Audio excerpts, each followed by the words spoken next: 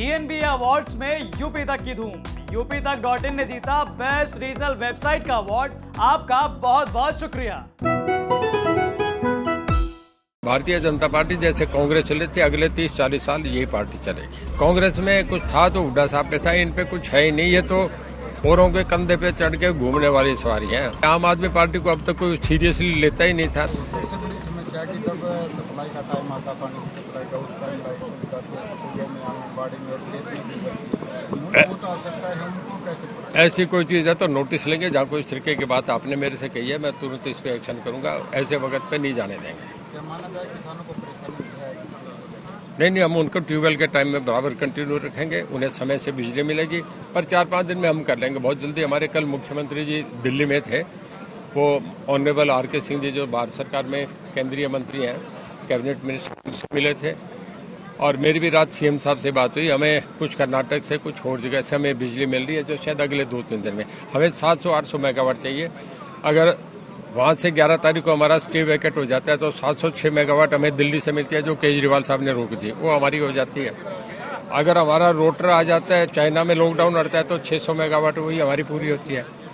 अडानी साहब का हमें लगता है जो अडानी की पावर है वो हमें इस नेक्स्ट वीक में, इसी वीक में मिलनी शुरू हो जाएगी। मंगलवार आ जाए, बुधवार आ जाएगी, तभी मैं कह रहा हूँ 5 वो आ जाएगी तो 1100-1400 मेगावाट है। हमें कोई दिक्कत है नहीं, हमारी 700 मेगावाट बढ़ जाती है। सर, विपक्ष आरोप लगा रहा है कि सरकार कहीं न कहीं अडानी के नतमस्तक है, जो कंप्रोमाइज किया जा रहा है, उससे मुकर रहे हैं। सरकार किसी के नतमस्तक नहीं होती, लोग सरकार के नतमस्तक हुआ करते हैं। ये हमारे मुख्यमंत्री जी इतने कमजोर नहीं है किसी से। भारतीय जनता पार्टी मोदी जी की पार्टी है, इसमें कोई कमजोरी की बात नहीं हुआ करते।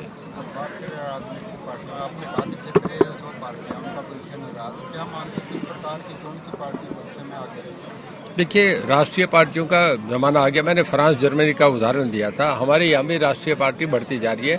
भारतीय जनता पार्टी जैसे कांग्रेस चले थे, अगले 30-40 साल यही पार्टी चलेगी। कांग्रेस में जो हुआ वो कुछ भी नहीं हुआ। देखिए, अगर हुड्डा साहब को देना था तो 8 साल पहले देते। अब तंवर को बना के, शैलजा को बना के, जो 0-0 थे उन 0 को बना दिया, 4 0 फिर बराबर खड़े कर दिए। 0 + 0 + 0 + 0 = 0, वो एक नहीं बनता।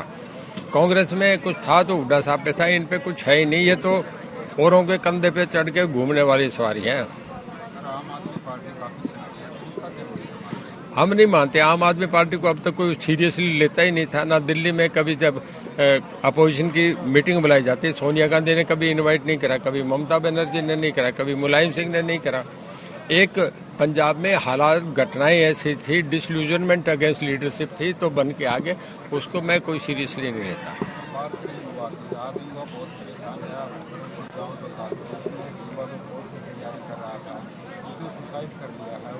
जो युवा वो मांग कर रहे हैं 3 साल से सेना की भर्ती हुई, जो युवा देखिए, अनएम्प्लॉयड, दुनिया की सबसे बड़ी इकोनॉमी अमेरिका है, उसमें भी अनएम्प्लॉयमेंट है। अनएम्प्लॉयमेंट एक ऐसी चीज़ है जिसका जल्दी से कोई नहीं है। आबादी हमारी 135 करोड़ है। तो ये चीज़ें हैं, पर आहिस्ता आहिस्ता जितना कवर हो रहा है सब हम कर रहे हैं। सब चीज़ें हमने ऑनलाइन कर दिया। कोई किसी का ये नहीं कि किसी के थ्रू दे के पैसा नौकरी में लग जाए, सब ऑन मेरिट सब हो रहा है। इससे बढ़िया हम एक सिस्टम को ठीक तरीके से पुटअप कर दिया। कौन आता है नहीं आता है लोगों की बात है।